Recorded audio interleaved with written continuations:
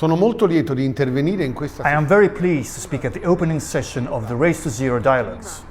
Climate has emerged as a mobilizing factor for citizens across the world.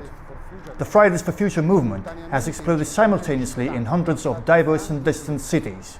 Globalization has favored the spread of a sense of concern of urgency for climate and environmental protection. Innovative ideas are increasingly coming up from the civil society and economic and scientific actors. It is up to us governments to create a framework in which to encourage green investments in order to bring certainty to the market and implement scientific and technical knowledge at all levels of decision making. In Italy, we have developed a broad awareness campaign on climate change, including at the local government and private sector levels. This includes encouraging greater transparency in the disclosure of environmental and emission data. Di dati ambientali ed emissioni. Agire subito, seguire Acting promptly, listening to science, cooperating by strengthening multilateralism, making all stakeholders accountable.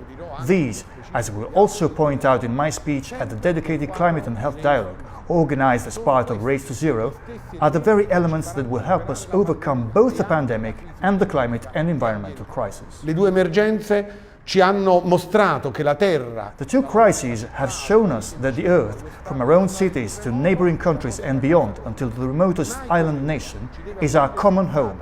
If one of its rooms is on fire, our whole house is. This is true now more than ever. Developing a holistic approach and overcoming silo thinking is another important cornerstone on which to build our action. Challenges and solutions are closely connected. Climate change impacts biodiversity loss, which in turn causes desertification, soil and ocean degradation. Conversely, the restoration of ecosystems and seas, the recovery of biodiversity and the reforestation are key elements in tackling climate change. If we are truly concerned for the future of the Earth, we must aim at involving the younger generations, in line with the principles of inclusiveness and intergenerational equity enshrined, among others, in the Paris Agreements. E di giustizia intergenerazionale sanciti anche dall'Accordo di Parigi.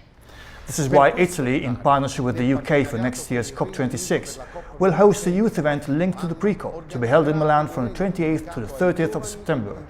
For the first time in COP history, this event will see 400 young men and women gather from all countries parties to the Climate Convention to discuss with negotiators and ministers and have their say on the negotiations. Young people are an invaluable reservoir of positive and constructive energy which must not remain underground. Rather, it must emerge and contribute to dialogue to help raise ambition and master this challenge. Dilagare per innalzare l'ambizione e vincere questa sfida.